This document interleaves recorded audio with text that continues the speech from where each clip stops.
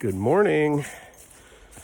We are walking in lovely, above freezing temperatures through slushy mess, but so far so good.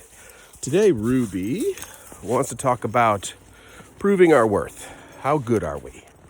And what I am coming to realize, and I always realized this, so this is not, a eureka light bulb moment, but what I'm really understanding now is the level of importance. It's always been important, but the level of importance of how it is to prove our worth to our prospective buyers. And that's going to come in a variety of formats, but one that's become a repeat conversation, a topic that I'm seeing across many channels, is this idea of social proof. I've talked about it previously, but this concept of reviews, like what does that mean? How people are actually making buying decisions based upon the referral model outside of word of mouth. So word of mouth has been around since the dawn of time and commerce, and it's a great tool. It's not a scalable tool, as I always say, but it's a great tool. But now that we have the thing called the internet, how valuable and important that it really is. So the most common conversation with that is reviews, like literal Google reviews, Facebook reviews, Yelp, TripAdvisor, whatever. Million different review sites, G2. So implications. So what I'm finding now is as I talk to more people, more buyers, more entrepreneurs, about its relative importance in how decisions are made. Now we're talking about a real game changer for a lot of companies. And when I say game changer, what I really mean is taking full advantage of these tools and understanding that the review sites are the first step in the journey, the lowest step in the journey. So going to places that you don't normally have access to or spend time is very interesting. So things like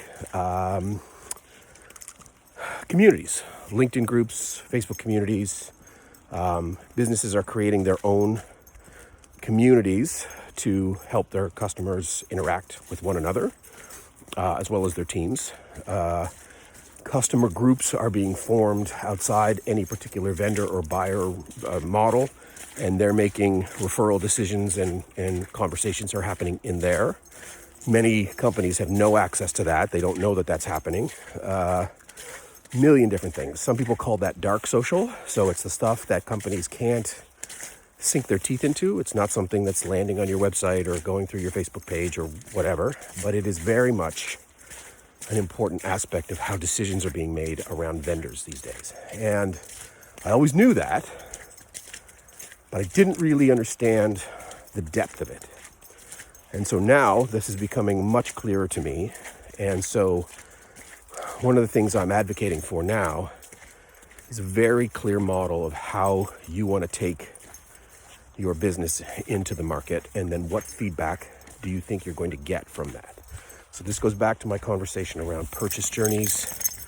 How do our buyers buy? How are these conversations started without us? And what do they learn about us? So if somebody gives you a Google review, that's pretty overt feedback, right? Like, hey, you're a 5-star, you're a 1-star, you're somewhere in the middle. Fair enough. When we start talking about things in the dark social realm, where somebody's saying something about you on a tool or a platform, that's a different matter. So you want to be able to tap into that. So can you ask your buyers, is that some place that you might have found out information about us? Because you want to be able to investigate that at scale. Like, that's really valuable as a business.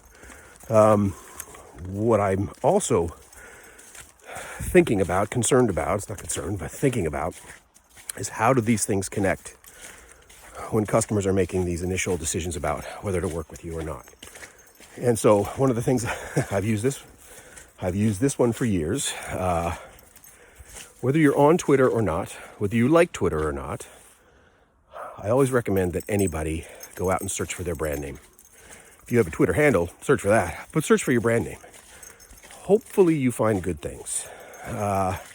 Sometimes you don't. And this is the stuff that I'm very much thinking about relative to how this social proof model, works or doesn't work for companies. So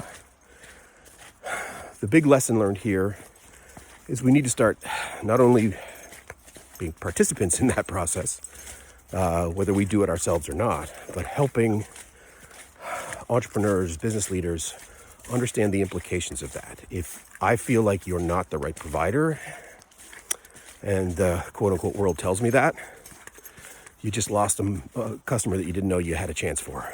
So this is something I'm very thoughtful about right now. And there's more to come on this, but now that I've realized how impactful and important it is, again, it's always been impactful and important, but now it's really impactful and important. More to come. But anyway, food for thought. Do you know what your customers are saying about you in places that you aren't? It's a good starting point for a conversation. Anyway, Ruby's dragging me up a hill. Walking and talking with Ruby.